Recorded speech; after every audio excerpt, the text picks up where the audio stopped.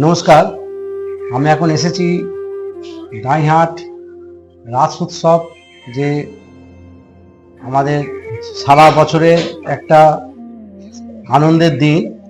সেই রাস উৎসবের মা বড়কালীকে ছাড়া আমরা কল্পনাই করতে পারি না। দাঁইহাটের মা বড়কালী, মা সবশিবু, উগ্রচণ্ডী এগুলোই আমাদের কাছে আকর্ষণীয়। তা আমরা মা বড়কালীর পুজো মণ্ডপে এসেছি। আমরা গোপালদার সঙ্গে কিছু কথা বলবো। ওনার ভালো নাম হচ্ছে অমিত মিশ্র। গোপালদা, বড়কালী সম্পর্কে তোমার কি জানা আছে? মানে বড়কালী পুজো আদি কিভাবে ছিল, এখন কেমন, কারা কিভাবে মানে পুজোটা নিয়ে এসছে, জানা থাকলে তো বলো। দাঁইহাটের রাস সম্বন্ধে জানতে গেলে আগে দাঁইহাটের ইতিহাস সম্বন্ধে একটু জানলে ভালো হয়। দাঁইহাটের ইতিহাস যেটুকু জানা যায়, 12 হাট 13 ঘাট, 3 চণ্ডী 3 এই নিয়ে দাঁইহাট। দাঁইহাট মূলত ইন্দ্রাণী পরগনার একটি বাণিজ্য ক্ষেত্র। এই যেখানে কথিত আছে, পৌরাণিক যুগে কথিত আছে, এখানে শচী দেবী কঠোর তপস্যা করে ইন্দ্রকে প্রতিরূপে পেয়েছিলেন। সেইখান থেকে তার নাম, এই এলাকাটির নাম হয়, এই এলাকাটিতে পেয়েছিলেন বলে এই এলাকার নাম হয় ইন্দ্রাণী পরগনা।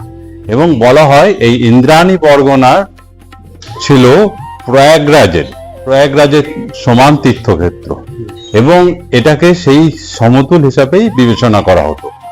বিভিন্ন সময় দাঁইহাট ছিল এক সময় বিত্তবান, ঐতিহ্যশালী বাণিজ্য এবং বন্দর।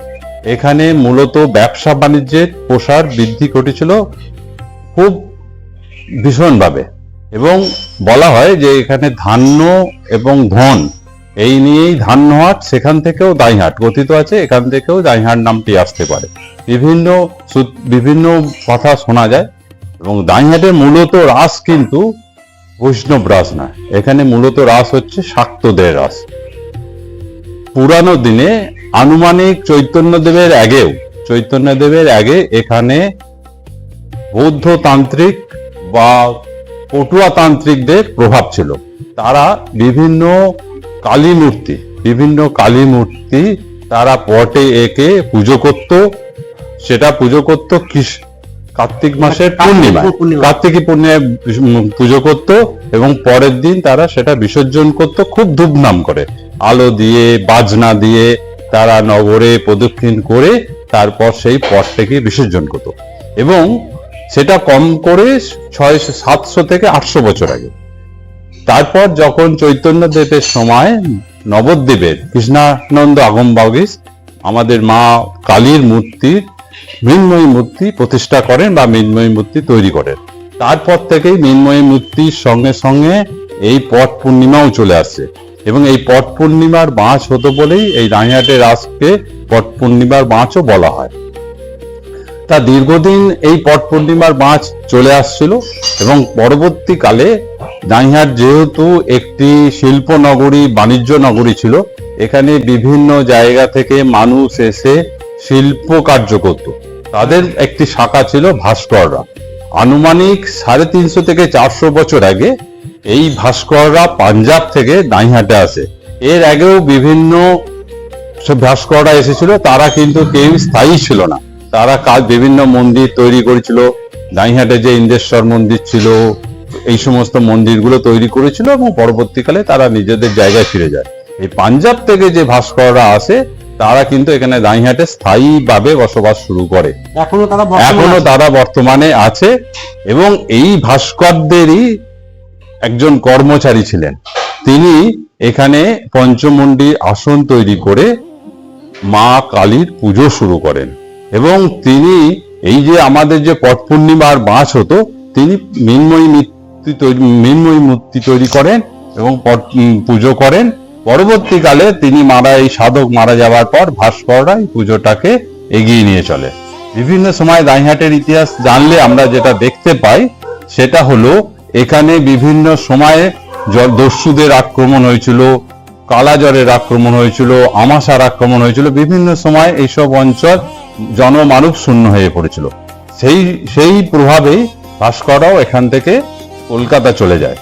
তার পরবর্তীকালে ভাস্করদের কিছু মানুষ তারা এখানে থেকে যায়, তারা পুজোটা শুরু করে।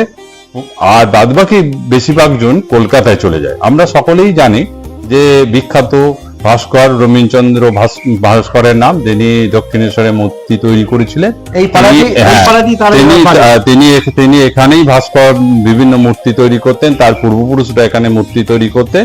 পরবর্তীকালে এই ভাস্কররা যখন তাদের অবস্থা আস্তে আস্তে পড়ে যায়, এই মা বড়কালী এই পঞ্চমুণ্ডির আসনে মা বড়কালী পাড়ার সার্বজনীন হিসাবে পূজিত হয়ে আসছেন। এবং পূর্বে এখানে বলিদানের ব্যবস্থাও ছিল, বর্তমানে বলিদান আর হয় না। আরো আছে আমাদের মা বড়কালী আরেকটি বিশেষ দিক আছে, যেটা আমরা বিশ্বাস করি, মনে প্রাণে বিশ্বাস করি। সেটা হয়েছিল সন্তানহীনা যে সমস্ত নারী আছে তাদের আমাদের এই বড়কালীর হোমের কলা খেলে তাদের বাচ্চা, তাদের সন্তান আসে। এটা প্রমাণিত সত্য।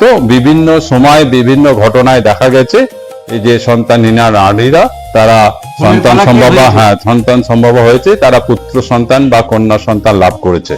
এবং আমাদের এই অঞ্চলে মানুষরা আমরা বিশ্বাস করি, এটা একেবারে বিশ্বাস করি। এবং আমাদের মা আমাদের ওপর, আমাদের রাইহাটবাসীর ওপর সব সময় সজাগ দৃষ্টি রাখেন। তার আশীর্বাদ সব সময় আমাদের সঙ্গে আছে। তার আশীর্বাদ পাথেয় করেই আমরা এগিয়ে নিয়ে চলি। এবং দাইহাটের রাস কিন্তু চৈতন্যদেবের রাসের চেয়ে একটু আলাদা, বৈষ্ণব রাসের চেয়ে। এখানে মূলত শাক্ত পুজো হয়, বিভিন্ন কালী পুজো হয়, গণেশ জননী পুজো হয়, শাক্ত দেবদেবীর পুজো হয়। বৈষ্ণবদের রাসের বহুত আগে, বৈষ্ণবদের রাসের অনেক আগে থেকেই এখানে দাইহাটের রাস প্রচলিত হয়ে আসছে, আজও প্রচলন আছে। আজকের দিনেও শাক্তদের প্রভাব দেখা যায় দাইহাটের রাসে। এবার মোটামুটি বড়কালীর এবার প্রসেশনের থিম কি আছে মোটামুটি?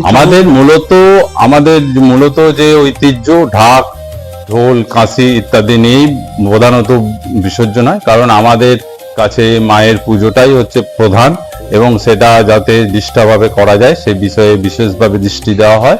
এবং তার সঙ্গে সঙ্গে সমান্তরালভাবে কিছু লাইট, বাজনা এসব তো আছেই।